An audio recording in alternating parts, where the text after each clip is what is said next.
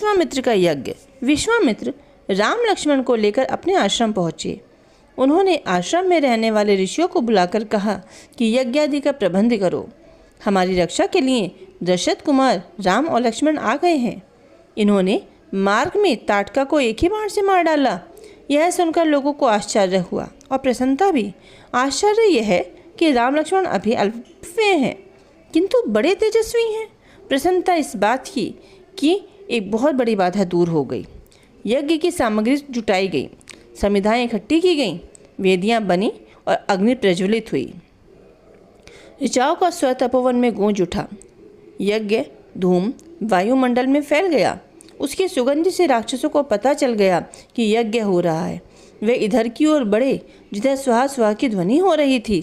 उन्हें आते देख दोनों भाई धनुष बाण तान कर खड़े हो गए और पूछा, अरे कौन है? यज्ञ भूमि में क्यों घुसना चाहते हो? मारीच ने कहा, हम लोग यज्ञादि कर्मकांड में विश्वास नहीं करते।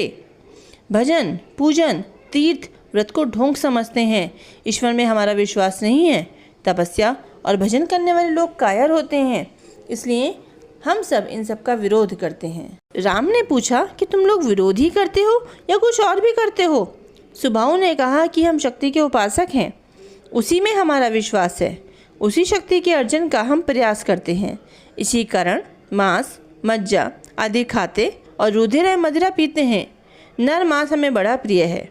इन ऋषियों की हड्डियां चबाने के लिए हमारे दांत कटकटा रहे हैं। तुम बच्चे हो, सामने से हट जाओ, नहीं तो तुम्हें भी चबाते हमें देर न लगेगी। लक्ष्मण ने बढ़कर कहा, हम बच्चे हैं पर लोहे के चने हैं, तुम्हारे दांत टूट जाएंगे। हीरे की कनी छोटी होती है पर जो उसे चाट लेता है वह मर जाता है। हलाहल को पीकर उसका स्वाद बताना असंभव है। हमें बालक समझकर पैर ना बढ़ाना, नहीं तो अच्छा ना होगा। सुबाहु और मारीच को अपने बल का बड़ा गर्व था। उन्होंने राजकुमारों की चेतावनी पर ध्यान न दिया। वे किलकारी मारकर उनकी ओर झपटे। दोनों ओर से भयंकर युद्ध होने लगा। राक्षस अपने अस्त्र शस्त्र फेंक रहे थे। राम लक्ष्मण अपने बाणों से उन्हें काट रहे थे। उनके हथियार विचित्र थे। कोई मूसल लिए था, कोई गदा, कोई तलवार चलाता था, कोई भाला फेंकता था, कोई कंकड़ पत्थर बरसाता था, कोई लकड़ी के कुंदे और किटीली झाड़ियाँ।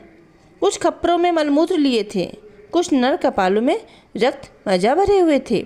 वे उन्हें फेंक कर आश्रम को दूषित करना चाहते थे। वे जानते थे कि महर्षिगण इनको अपवित्र समझते हैं।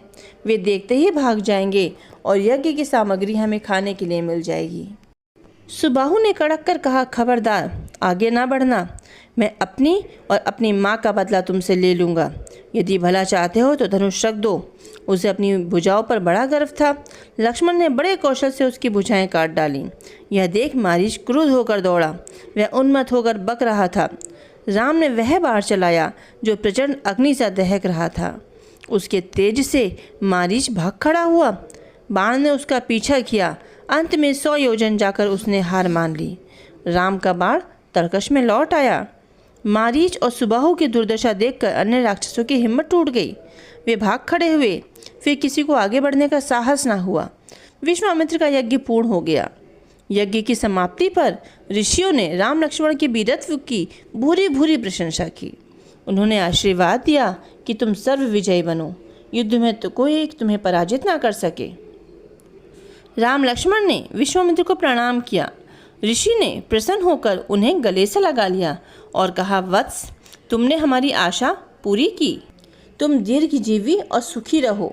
राम ने कहा कि यह सब तो उस धनुर्विद्या का प्रभाव है जो आपने मुझे सिखलाई है।